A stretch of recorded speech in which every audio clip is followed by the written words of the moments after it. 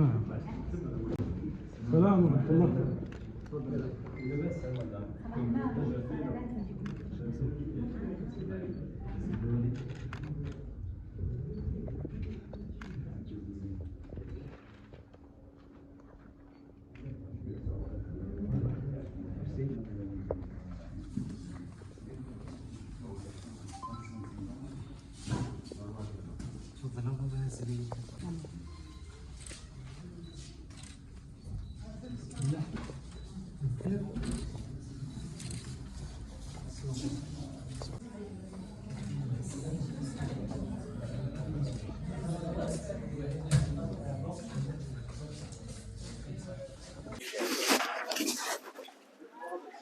نحن متواجدين على مستوى هذا المركز لإدلاء بصوتنا ككل مواطن جزائري وكل مساكنة البواقي.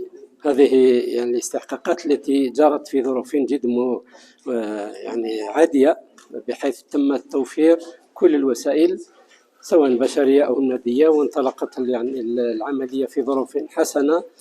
وكما تعرفون الولاية يعني تحتوي على 272 مركز انتخابي بما يعادل 1182 مكتب اقتراع.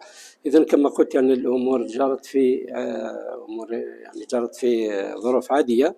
وبهذه المناسبة نشكر يعني الهيئة المستقلة لكل ما عملت يعني في التحضيرات، نتمنى ان شاء الله يعني من مواطني هذه الولايه باش يعني يهبوا بهبه واحده لإدلاء بصوتهم يعني اختيار رئيسهم وتنميه هذه الولايه.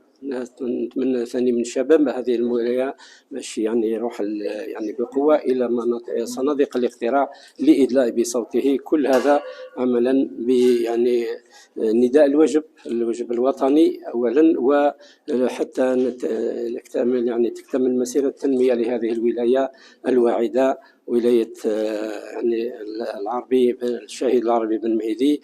نتمنى يعني من كل المواطنين يعني يلتحقوا بالمناصب صناديق الاقتراع وكل الظروف مهيئة، وحتى يعني النقل كان مجاني، تعليمات باش تكون فيها النقل يكون مجاني لكل المواطنين تسهيلا لهم في هذه العملية.